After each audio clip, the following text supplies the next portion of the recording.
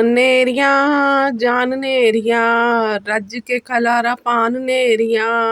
जी हाँ, तो रोज़ रात को अंधेरी आती है, सुबह से हम सफाइयाँ करते हैं, रज के अच्छे से धुलाइयाँ करते हैं, कपड़े लगाते हैं, डस्टिंग करते हैं और रात को अंधेरी आके हमारी सारी कोशिश को ना नाकाम कर जाती है। और जहाँ जहाँ पर मिट्टी का खलारा डाल सकती है ना, वहाँ वहाँ मिट्टी का खलारा डल जाती है। लेकिन इससे एक फ़ायदा ये होता है कि रात को ना रोज़ाना अंधेरी आने से ना मौसम अच्छा हो जाता है और सुबह का दिन अच्छा निकलता है। लेकिन बाहर धूप बहुत तेज़ है।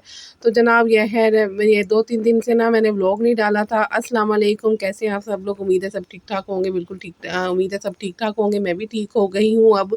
मेरी तबीयत ख़राब थी, इसलिए मैंने 2-3 दिन से ना व्लॉग नहीं डाला, क्योंकि ना मुझे लग गए थे जनाब उल्टियाँ मोशन मेरी हो गई थी तबीयत ख़राब। ये जिस दिन मेरी तबीयत ख़राब होनी थी ना, ये उस दिन का व्लॉग है, हुई थी उस दिन का व्लॉग है। तो जनाब यहाँ पर सुबह-सुबह मैं उठ गई थी, एक दिन पहले मैंने कढ़ी पकाई थी, तो शायद ना मुझे वही लड़ गई।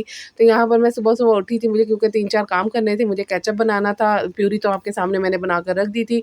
मिडल क्लास फैमिली है, ईद की तैयारियाँ कर रहे हैं जनाब। कुर्बानी चाहे करें ना करें, लेकिन हम ईद की तैयारी शिद्दत से करते हैं, क्योंकि ईद पर गोश्त तो आना ही होता है ना, तो उसको तो पकाना ही होता है। तो उसके लिए फिर कुछ चीज़ें वगैरह तैयार करके रखनी होती है। तो इंशाल्लाह ताला एक दिन आएगा, अल्लाह ताला और ये वो दिन आता भी था, हम लोग भी कुर्बानी करते थे। लेकिन अब ना कुर्बानी इतनी महंगी होती जा रही है कि ना हम जैसे मिडल क्लास लोगों की ना पहुँच से कुर्बानी जो है वह दूर होती जा रही है। इंशाल्लाह ताला अल्लाह ताला ने करम करेगा तो हमारे नसीब में होगी। और अगर हमारे पास हमारा अल्लाह ताला वसीला बनाएगा तो हम अगले साल इंशाल्लाह ताला कुर्बानी करेंगे।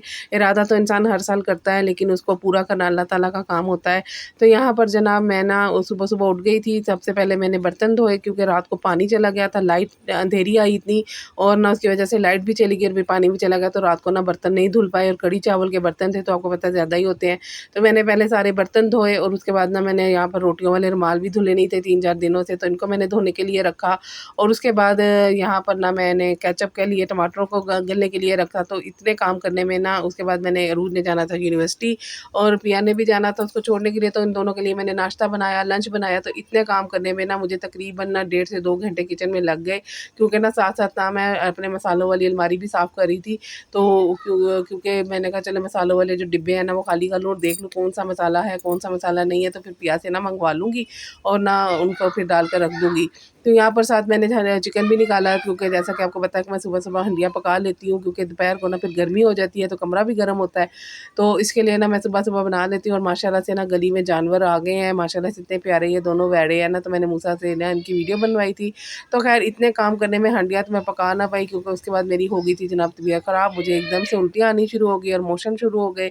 तो फिर वो सारा दिन तो मेरा ना ऐसे ही निकला, मैंने रेस्ट किया, बिल्कुल मैंने काम कोई नहीं किया, मैं फिर किचन में नहीं गई, बाकी काम सारा पिया ने किया, जो कि आपने शॉर्ट व्लॉग में देख ही लिया था, जो कि मैंने अपलोड किया था। अगर किसी ने नहीं देखा तो मेरा जाके शॉर्ट व्लॉग देख लें, उसमें मैंने पिया ने बाद में सारा किचन सँभाला, काम किया और मैंने नहीं किया। ये फिर अगले दिन का व्लॉग है। तो माँ हूँ ना, माँ घर की औरत बैठ नहीं सकती, तो यहाँ पर ना पिया की अलमारी ख़राब हो रही थी कपड़ों वाली, तो मैंने कहा चलो पिया की कपड़ों वाली अलमारी ठीक कर देती हूँ। तो यहाँ पर ना मैंने दवाई भी खा ली थी, तो कुछ तबीयत मेरी अभी भी ख़राब थी, बुखार मुझे है, उल्टियाँ मोशन मेरे रुक गए थे, क्योंकि मैंने फ़ौरन मेडिसिन ले ली। आजकल ना वायरस आया हुआ है, लगता है हर किसी को सुनो उल्टियाँ मोशन लगे हुए। मेरी भाभी की भी काफ़ी तबीयत रही ख़राब, वो तो काफ़ी ख़राब रही उसकी हालत, और उसको ड्रिप्स वगैरह भी लगती रहीं। अब भाई की भी तबीयत ख़राब हुई हुई है, यहाँ मेरी और मेरी जेठानी के बच्चों की भी। तो मुझे लग रहा है ये वायरस ही आया हुआ है। तो सब लोग अपना ध्यान रखें, क्योंकि गर्मी बहुत ज़्यादा है और हम लोग ना पानी भी बहुत ज़्यादा पी लेते हैं, और जहाँ भी प्यास लगती है वहाँ का पानी पी लेते हैं। तो शायद ना इस वजह से उल्टा सीधा खाने की वजह से या ज़्यादा पानी पीने की वजह से भी ना गर्मी हो रही है और पेट वगैरह ख़राब हो रहे हैं और फिर बुखार चढ़ रहा है सर्दी लग लग के।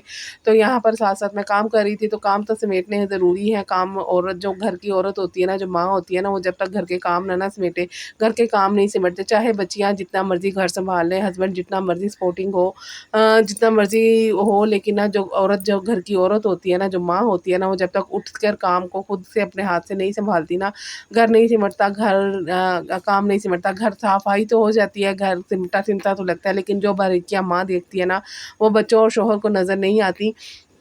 तो बाज़ शौहर होते हैं जो औरतों जैसे होते हैं, जिनको भी इतनी बारीकियाँ भी नज़र आ जाती हैं, लेकिन अल्हम्दुलिल्लाह मेरे शौहर जो हैं वो औरतों वैसे नहीं है। वैसे तो मेरी बहुत हेल्प करवाते हैं, बहुत मेरा काम करवाते हैं मेरे साथ, लेकिन नुक्ताचीनी इतनी नहीं करते और बारीकी नहीं देखते। बस उनको खाना टाइम पर चाहिए और किचन साफ़-सुथरा चाहिए, बाकी काम हो ना हो कोई मसला नहीं है। सफाई अगर एक दिन बाद भी कर लेना तो कोई टेंशन की बात नहीं होती।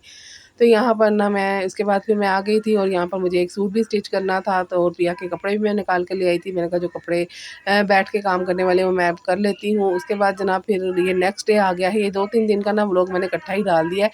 तो ये नेक्स्ट डे आ गया है, मैंने 2 दिन हंडिया बिल्कुल नहीं बनाई, तो ना यहाँ पर आज माँ है, माँ का दिल में ना होता है कि जनाब 2 दिन से ना बच्चे बस खिचड़ी-विचड़ी खा रहे हैं, तो आज ना मैं बच्चों को अच्छे से खाना बना देती हूँ। तो मैंने सोचा आज ना मैं कढ़ाई बनाती हूँ। तो मैं ना एक वो है क्या विलेज पा है, पता नहीं क्या उनका चैनल का नाम मुझे भूल गया। तो उन्होंने ना ये कढ़ाई बनाई थी तो मुझे अच्छी लगी, तो मैंने कहा चले उनकी रेसिपी से ये कढ़ाई बनाते हैं। तो आज ना वैसे मैं प्याज़-श्याज़ बना के डाल के ये कढ़ाई बनाती हूँ, आप सबको पता ही है, क्योंकि पूरा करना होता है सालन बच्चों को मसाला चाहिए होता है और 2 टाइम पूरा करना होता है, और हो सके तो नाश्ते के लिए भी थोड़ा-सा बच जाए तो बहुत अच्छी बात है, ना बचे तो फिर कोई बात नहीं, आमलेट आज बन जाता है या चने आ जाते हैं बाज़ार से। लेकिन आज ना मैंने प्याज़ बिल्कुल नहीं डाला, मैंने कहा टमाटर सस्ते हैं तो आज ना टमाटरों की वाली ना कढ़ाई बनाते हैं, जो टमाटर वाली सही वाली कढ़ाई होती है ना वो बनाते हैं।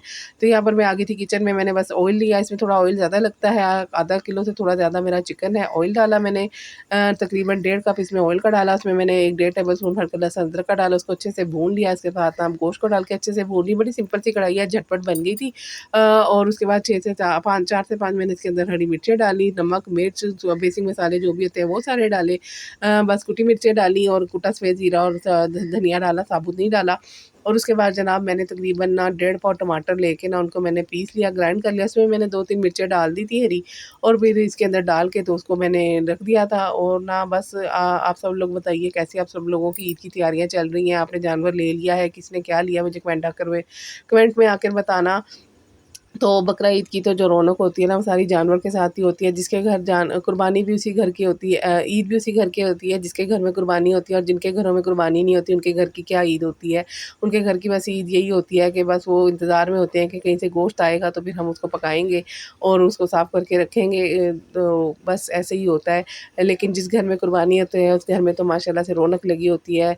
एक तो जानवर की अपनी रौनक होती है, दूसरा फिर कसाई आता है उसकी रौनक होती है, उसके बाद फिर गोश्त को सँभालने की, बाँटने की, तक़सीम करने की, उसके बाद फिर दावतों का एहतमाम होता है। तो कुर्बानी वाले घर में तो माशाल्लाह से बहुत ज़्यादा रौनक होती है, लेकिन जिन घरों में कुर्बानी नहीं होती उन घरों में कोई रौनक नहीं होती। उन घरों में जो है वो बस खामोशी छाई होती है। बस वो लोग ना अपनी ईद सो के गुज़ारते हैं, और फिर जब गोश्त आना शुरू होता है तो औरतें जो होती हैं वो गोश्त धोना शुरू कर देती हैं, गोश्त की सफाई शुरू कर देती हैं, और 2-4 जो खाने उन्होंने पकाने थे वो पका लेती हैं।